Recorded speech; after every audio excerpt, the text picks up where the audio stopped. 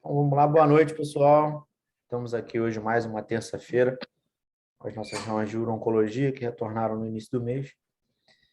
E hoje, o tema de hoje, a gente voltando aos nossos artigos, né? A gente costuma intercalar em períodos com aulas, convidados de fora, aulas nossas mesmo, do pessoal da UERJ, com a apresentação de artigos que são novidades, e essas apresentações são sempre os residentes que apresentam.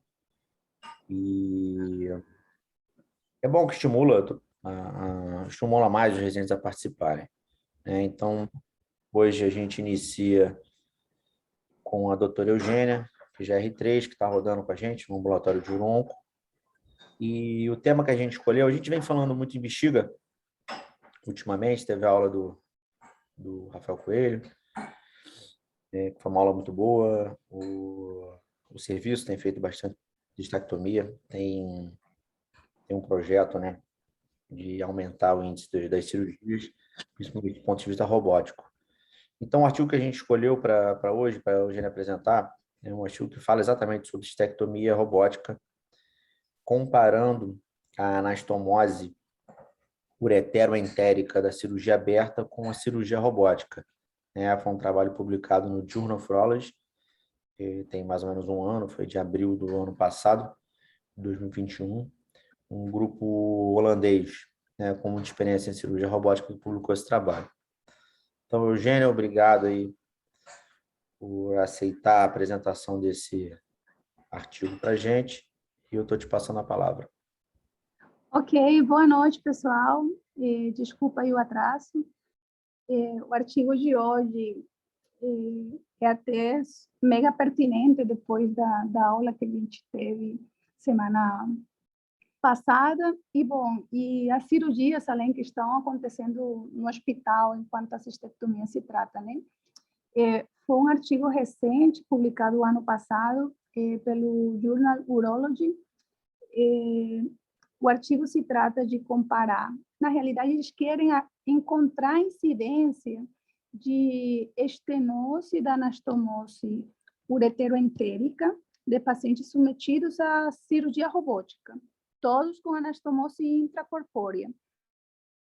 E eles, além, vão comparar se existe alguma diferença nessa incidência com os pacientes submetidos à cistectomia aberta.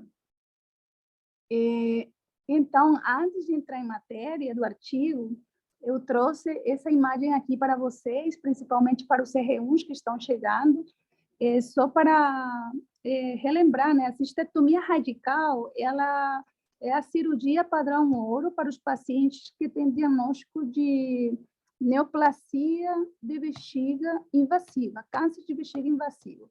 Mas o que é isso? Quando um paciente é diagnosticado com câncer de neoplasia de bexiga, a gente tem que avaliar qual é a profundidade dessa lesão.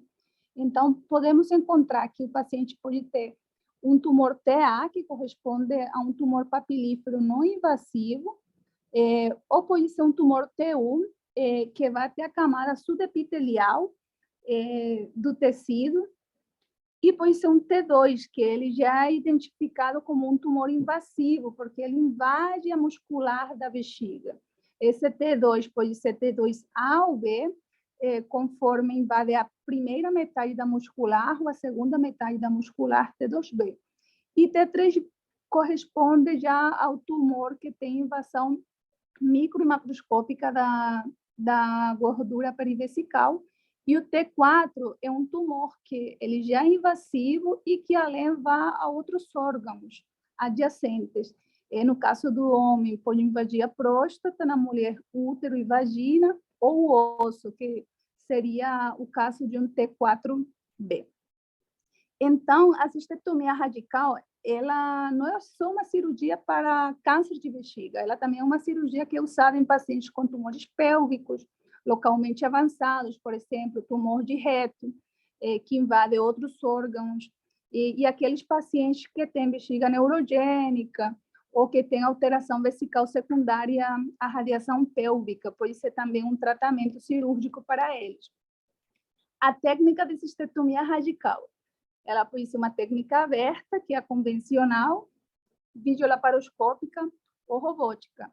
E o importante também é a reconstrução dessa via urinária, que pode ser através de uma ureterostomia cutânea, que foi, no caso, a cirurgia que aconteceu hoje. Hoje a gente tem uma cistectomia radical, um paciente consumido, que já estava em hemodiálise, politransfundido, entrou em sala com hemoglobina de 6. Então, para esse paciente, pensar em uma reconstrução a Bricker, que usa alça intestinal, que tem várias anastomoses, seria pouco viável, porque a chance de complicar é muito grande. E além que ele já tinha também hidronefrose bilateral.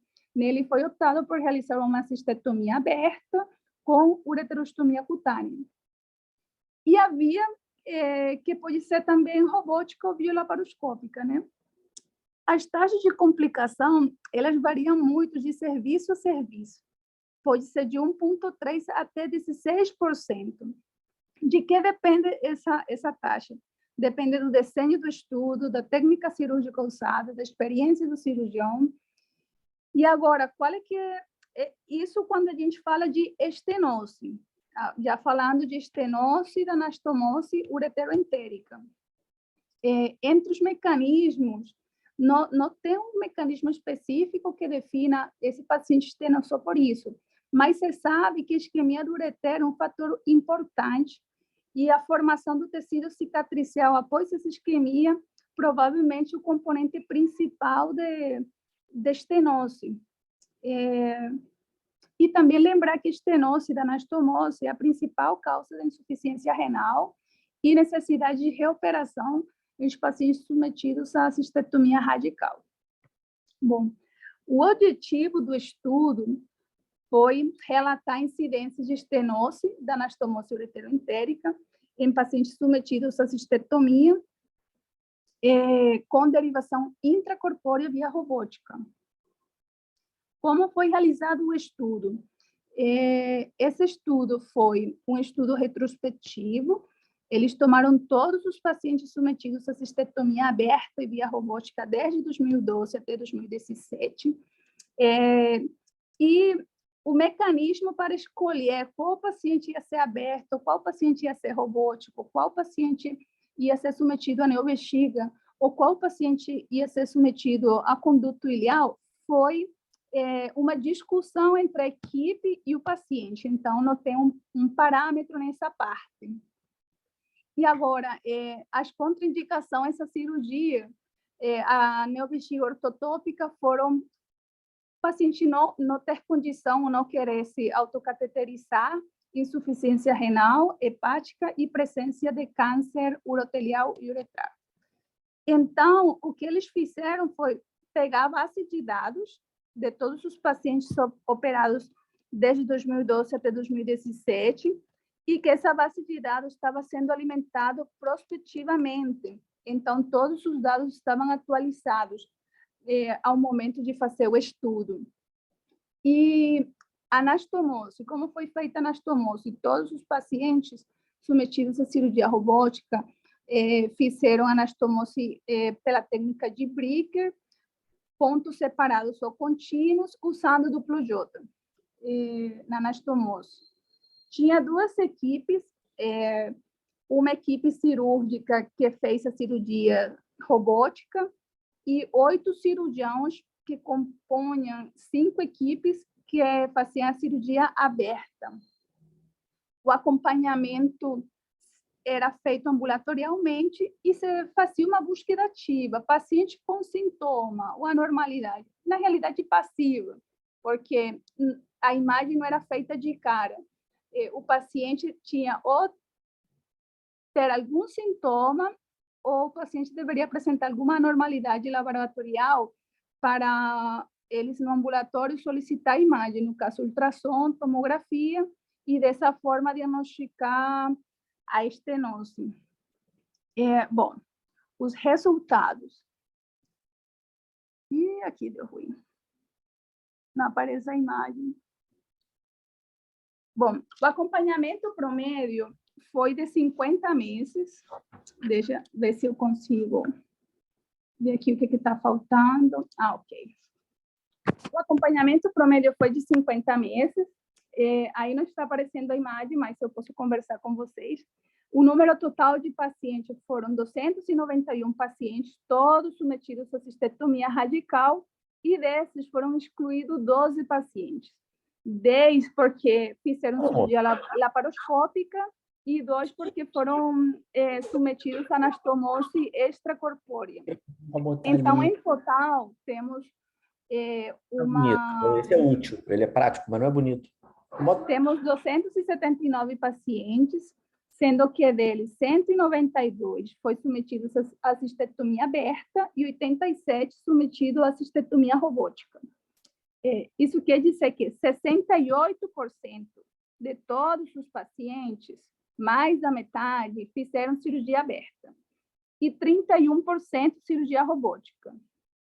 Foi encontrado que o total da incidência da estenose nesses pacientes foi 16%, 16,8%, 47 pacientes de 279, incluindo tanto robótica quanto aberta. Nessa tabelinha, realmente, eles representam quais foram as características dos pacientes que evoluíram com estenose e aqueles que evoluíram sem estenose. É uma população bem homogênea, não tem muitas diferenças. E nessa aqui é importante, porque o que eles queriam encontrar? Eles queriam saber quais eram os fatores associados à incidência da estenose. E aí, quais fatores eles avaliaram? Paciente submetido à cirurgia robótica foi um fator, idade, sexo, complicações, a presença de quimioterapia e o fato de ser submetido à radioterapia. De todos eles, o único fator que teve significância estatística foi cirurgia robótica. Então, no estudo, eles já encontraram que os pacientes com cirurgia robótica, eles apresentavam mais estenose, sim, e que isso tinha significância estatística.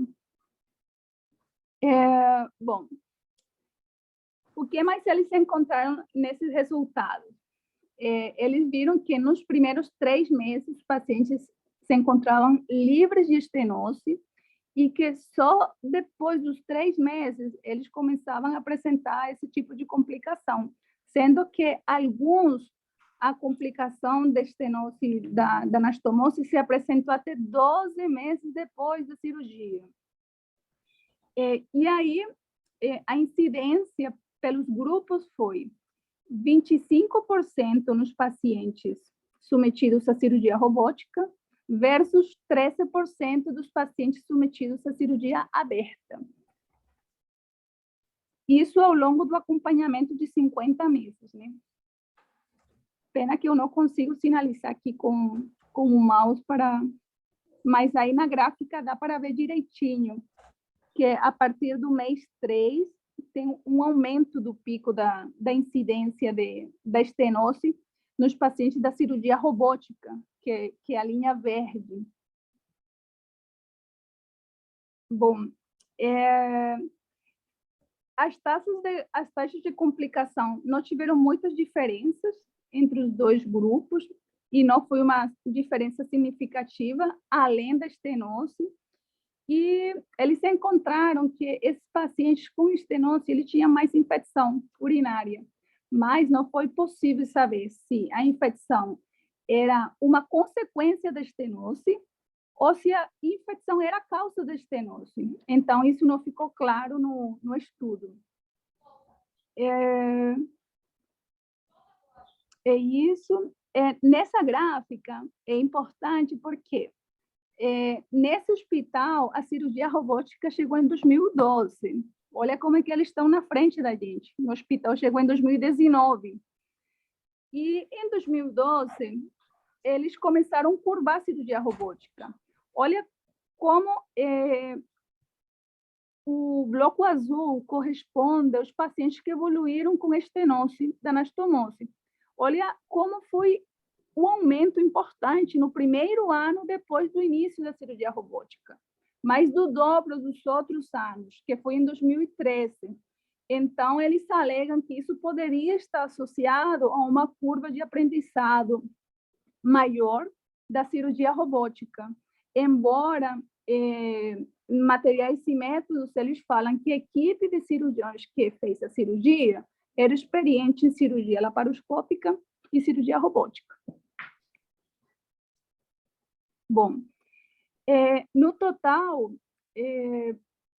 59% dos pacientes que foi diagnosticado com estenose eram completamente assintomáticos. E eles só foram diagnosticados por conta de alteração laboratorial. E o restante teve algum sintoma.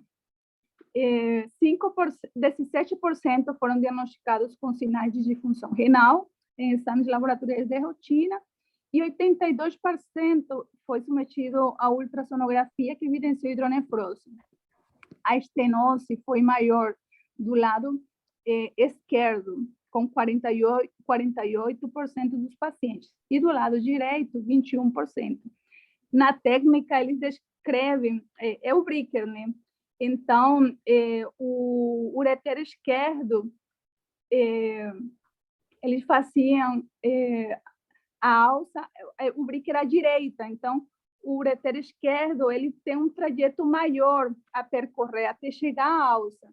Aí eles falavam que talvez isso poderia ser uma das causas de maior estenose à esquerda.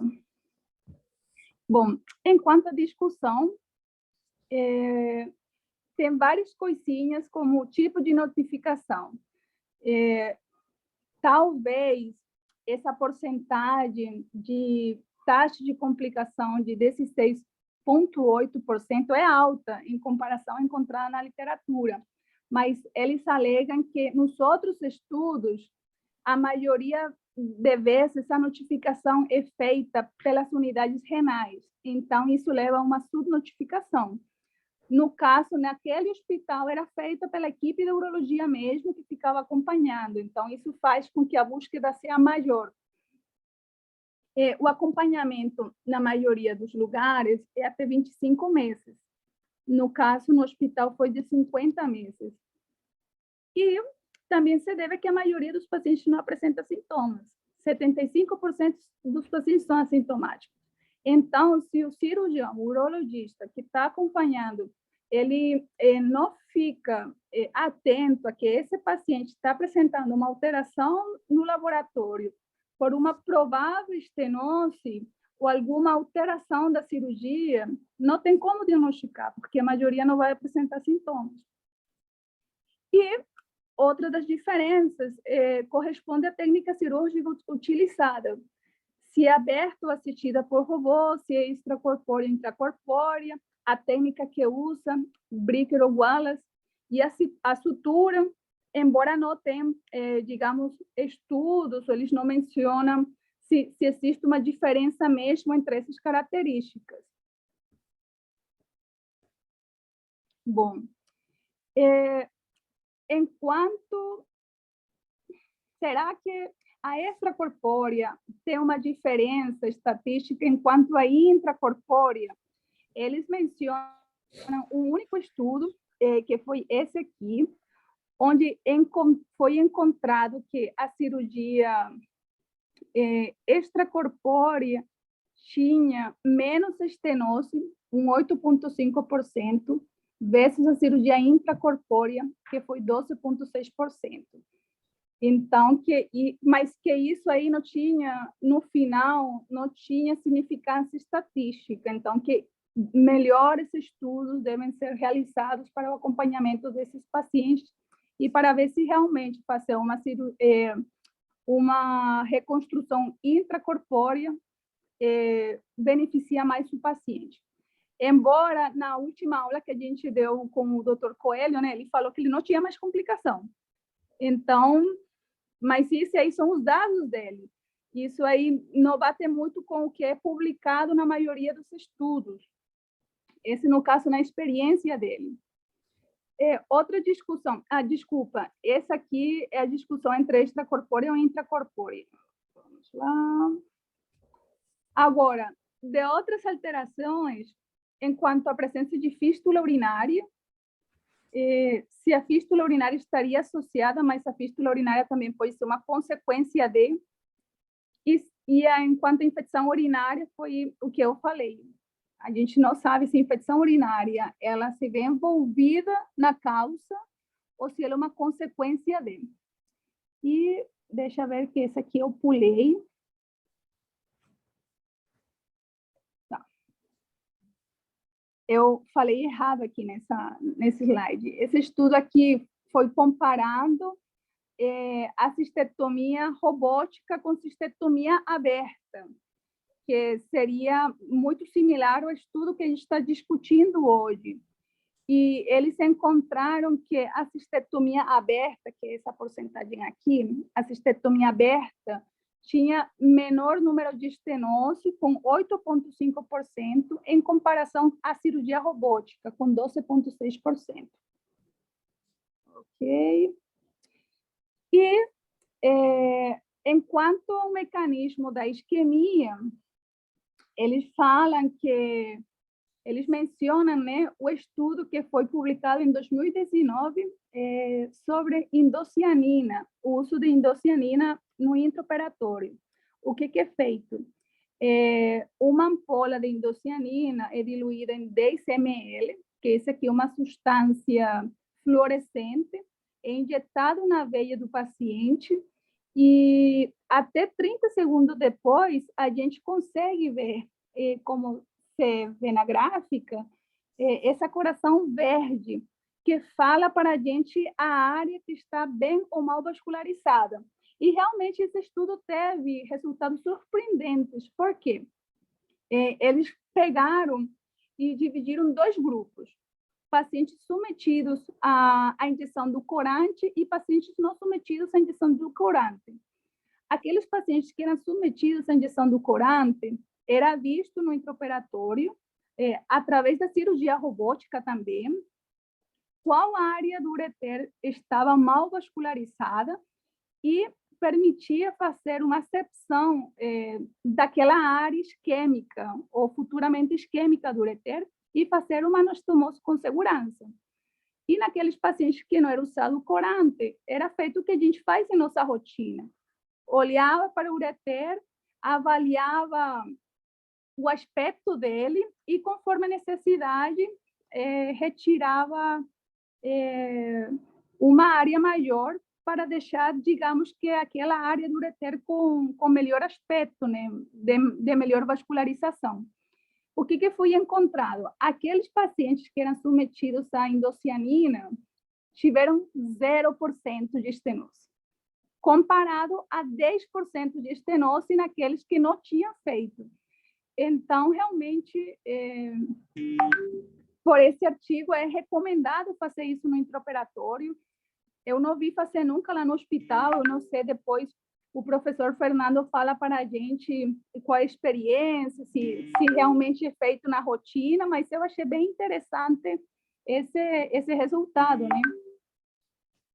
Bom, na discussão, realmente, complicação depende muito da experiência do cirurgião e o fato da cirurgia robótica ter iniciado em 2012 naquele hospital aumentou muito a incidência no primeiro ano de estenose de anastomose. A curva de aprendizado por eles é de 30 cirurgias. Então, é uma curva de aprendizado longa. E foi evidenciado que, embora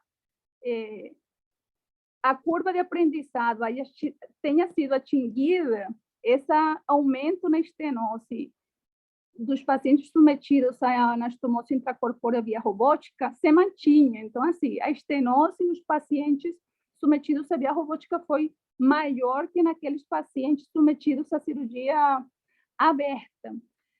Eles deixam uma mensagem aqui que o importante, né, da necessidade de programas de treinamento estruturados para melhorar a curva de aprendizado dos cirurgiões, sem atingir digamos, comprometer o resultado nos pacientes submetidos à cirurgia. Enquanto às limitações do artigo, Bom, foi uma análise retrospectiva, os pacientes não foram randomizados e não foi considerado o comprimento do ureter ressecado. E a conclusão é que realmente os pacientes submetidos à cirurgia robótica com anastomose intracorpórea foram mais propensos a desenvolver estenose da anastomose ureteroentérica em comparação com a cirurgia aberta. Graças. Essa aqui é uma fotinho de San Andrés, que é uma ilha da Colômbia, que eu recomendo para todo mundo visitar, porque é muito bom. Hoje não vai ter música, não, Eugênia? Não, hoje não coloquei. Então tá, libera aí tua apresentação para todo mundo aparecer. Vou liberar. Né? Então vamos lá, pessoal, vamos conversar um pouquinho. Muito boa apresentação, Eugênia. Acho que você fez o teu papel muito bem de passar exatamente o que os autores do artigo queriam passar para quem estivesse lendo, né? A tua análise foi muito bem feita e passou isso aqui para todo mundo que está assistindo a tua apresentação. Então vamos lá. Quando a gente escolhe um trabalho como esse, né? Parece que a gente escolhe para dar um pisão no freio, né? Digamos assim. E o intuito, na verdade, não é esse de forma nenhuma, né? E é um trabalho comparativo numa cirurgia complexa, que é a cistectomia radical. Uma cirurgia, digamos, que a gente pode dizer, se a gente for pegar em termos de complicações, de grandes centros que realizam, mas é a cirurgia mais complexa da urologia, né? Comparando uma técnica tradicional, uma técnica que já é realizada há anos, que é a técnica de via aberta, com a via robótica. E como mesmo você falou do pessoal do trabalho, eles realizam essa técnica, vai completar 2 anos ainda, né? E eles, na verdade, menos de 2 anos, que eles começaram a fazer a cirurgia em 2013, né? Ou seja, são 9 anos. E o estudo terminou antes desse ano, então, obviamente, não era uma experiência tão grande assim. E antes desse trabalho, a gente tem um trabalho, acho que foi o trabalho até hoje o maior trabalho e mais bem desenvolvido em relação à comparação da cistectomia aberta com a cistectomia robótica, que foi o Razor. O Razor Trial foi um trabalho publicado pelo pessoal lá da Universidade de Miami, liderado pelo Dr. Parekh, né? E o grande objetivo do trabalho, na verdade, inicialmente era o quê? Era um trabalho de não inferioridade, né? Na realidade, não era para mostrar que a cirurgia robótica era melhor, e sim que ela é não inferior do ponto de vista oncológico, de complicações, em relação à técnica tradicional, né? E a conclusão do trabalho foi exatamente essa, que a cirurgia robótica ela não teria mais complicações e teria o mesmo resultado oncológico com a técnica tradicional, inclusive em relação à ressecção de linfonodos. Então, foi aquele primeiro trabalho que teve algum impacto, onde aquilo acho que encorajou mais pessoas a realização da cirurgia robótica para cistectomia, né?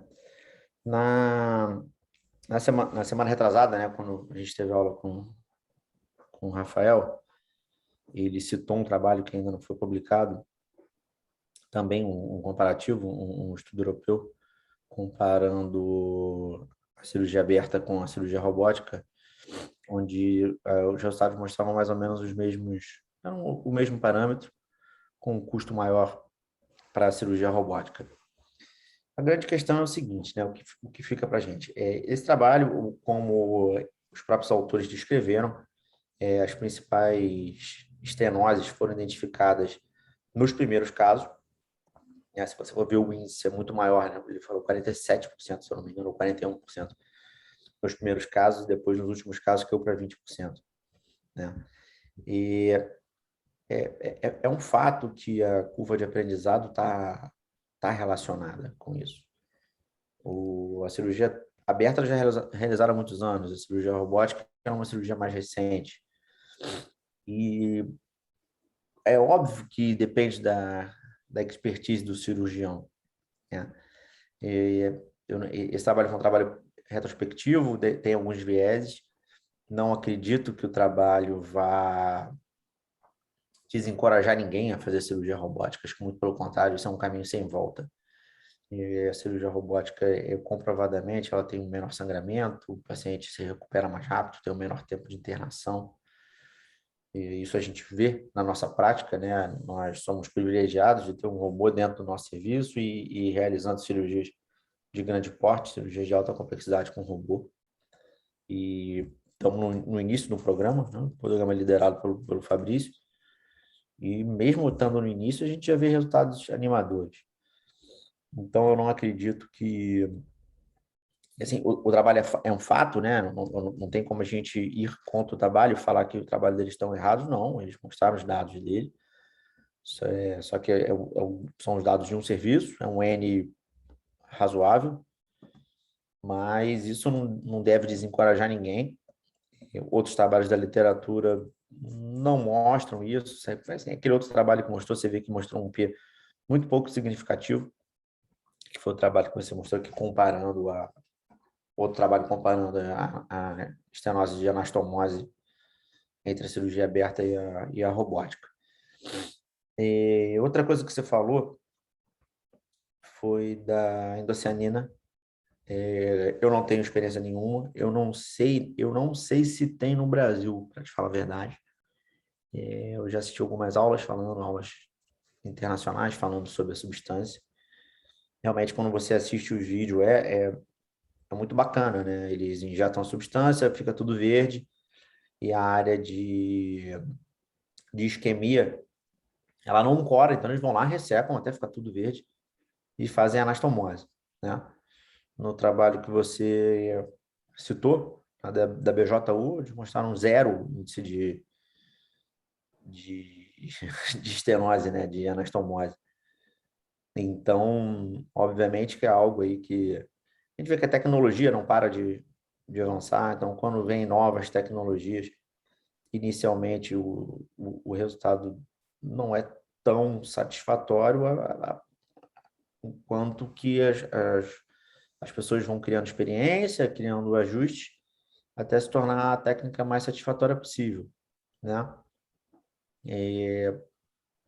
Quem sabe se torna uma rotina a utilização da substância para visualizar melhor as áreas isquêmicas, mas eu acho que esse trabalho foi mais para mostrar o seguinte, né? Que também não é... O robô é muito superior à técnica aberta, né? Isso também... Ele serve para os dois lados, né? Ele não é para desencorajar, a gente vê que é uma técnica nova, que as pessoas vão evoluir. Uma outra coisa, acho que isso é importante demais, que é falar de um trabalho, que é o seguinte: eu acho que a cistectomia ela não é uma cirurgia para ser realizada em qualquer centro, né? É uma cirurgia complexa, que tem uma curva de aprendizado, necessita de uma equipe multidisciplinar. E então, por exemplo, no Rio de Janeiro, uma cidade do tamanho da nossa, acho que o ideal seria ter 2, 3 centros que realizassem em grande quantidade para até desenvolver um resultado melhor do ponto de vista oncológico e de complicações. Enfim, só concluindo o que eu ia falar, o trabalho ele mostra também que não é para a gente, a cirurgia robótica é muito superior, a gente vai fazer robótica em todo mundo. Também não é por aí. A técnica aberta é uma técnica realizada há muitos anos, com bons resultados. Então, toda vez que chega uma nova técnica, uma nova tecnologia, a gente, sem dúvida, cria um ânimo e a gente vai desenvolvendo, né? E não deve esquecer as origens, que eram a cirurgia tradicional. O Paulo, ele estava no avião assistindo a Tô reunião aqui, e ele tô queria aqui. falar alguma coisa. Agora tu já está aí, meu irmão. Tô instalado aqui no quarto, rapidinho. E aí, Não, eu Paulo? queria comentar, Fernando, boa noite, ótima apresentação, Eugênio. O Fernando já falou basicamente aí tudo que eu ia falar e eu acho que esse é um artigo, é uma análise retrospectiva, né? foram cerca de 80 e poucos, 90 pacientes operados por robô em um centro único, né, de 2012 a 2017, sendo que esse serviço começou a operar em 2012, né? Ou seja, o trabalho, a análise que ele vai avaliar a qualidade se tem ou não estenose, a incidência de estenose da anastomose, que é uma das complicações, a principal complicação, né, vamos dizer assim, relacionada à cirurgia propriamente, ele inicia essa avaliação exatamente no momento em que o serviço começa a fazer as cirurgias. E como já foi comentado, né, essa incidência é muito maior em 2013, né, no primeiro ano de avaliação, 2012, né, se não me engano, com quase 50% aí de presença de estenose e de anastomose nesses pacientes. Então, já tem um viés aí enorme para a gente avaliar.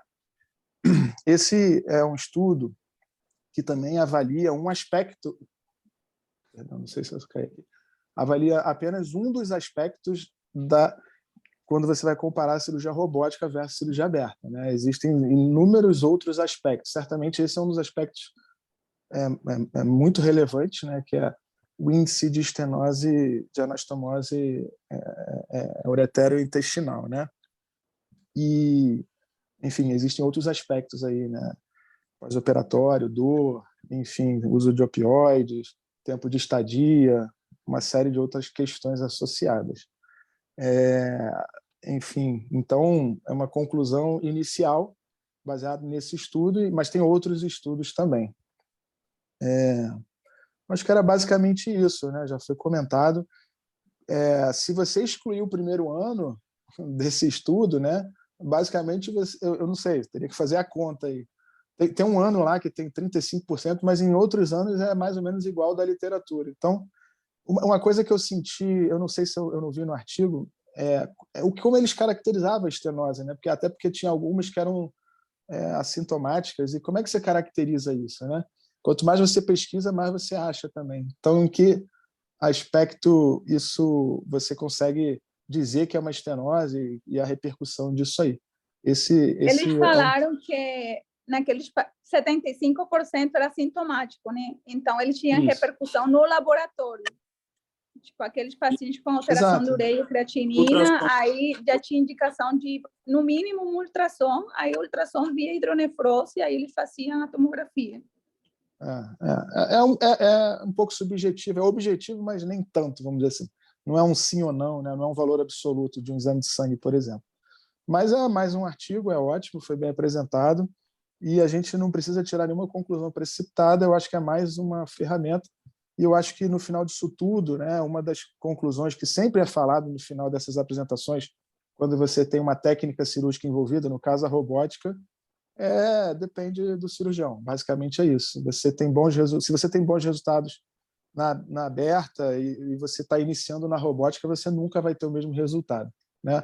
Em contrapartida, quem já está fazendo cistectomia robótica já passou um tempo em outras cirurgias urológicas e avança para a cistectomia, tende a ter mais expertise e, enfim, vai ter melhores resultados. Então, a gente cai nesse funil aí de novo de melhores o viés do cirurgião. E só para finalizar, né, eu acho que quando a gente tem a estenose, seja na cirurgia aberta ou não, primeiro, a gente tem que mobilizar o ureter, né?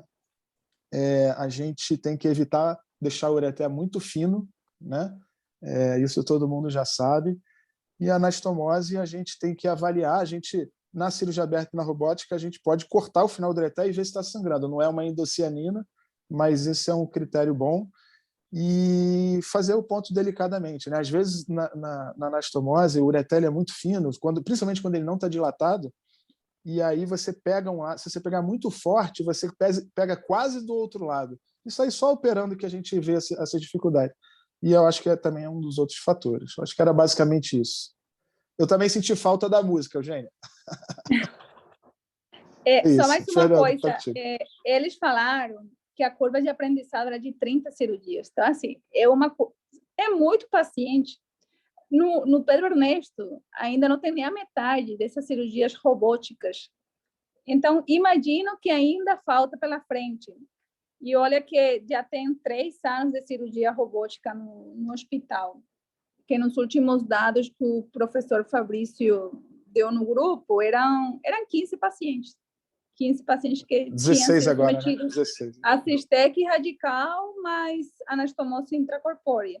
15 pacientes em 3 anos. Então, ainda falta muita coisa pela frente.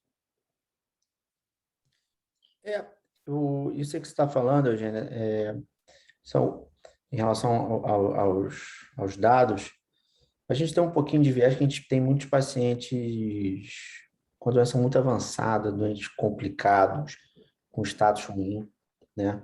Por isso que eu acho que seria muito importante ter serviços especializados, destinados para a realização de cistectomia radical. Em alguns locais do mundo é dessa forma que funciona, né? É um grupo que só faz cistectomia, e eles fazem algumas por semana, e dessa forma evolui muito, né? Evolui a curva de aprendizado. Mas é isso, a gente não pode desencorajar, né? São dados iniciais, é um trabalho único falando sobre isso.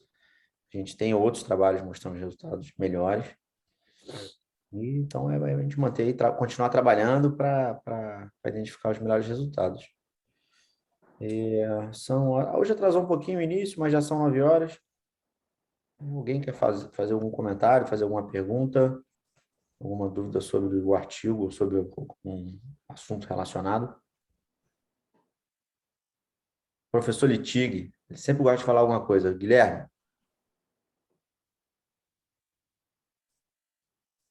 Acho que o Guilherme nem... Calma aí, eu quero falar um negócio. Na minha época de videogame, quando uma coisa dava errado, a gente tirava a fita e soprava, entendeu? Então, essa é a mensagem que eu queria deixar para vocês aí, os mais jovens, entendeu? Porque no início deu errado aí o negócio da Eugênia, se tivesse assoprado, isso aí dava certo. Valeu. E a robótica vai virar esse jogo, hein? É nóis. Alguém quer falar mais alguma coisa, gente? Então é isso. Paulo, muito obrigado pela participação aí. Vou viajando, mas sempre presente na reunião. Hoje a gente teve a participação da Josi também. Tomara que ela entre sempre aqui com a gente. E é isso. Boa noite a todos. Amanhã tem ambulatório de Uruonco. 1h da tarde. Somos nós. Boechat vai fazer as vasectomias lá, não esquece não, hein, Boechat? Ele está na linha aí, né? Espero que sim. Ele está sabendo. Tchau, Um abraço. gente. Valeu, boa noite. Tchau, boa noite. Boa noite. Buenas noches.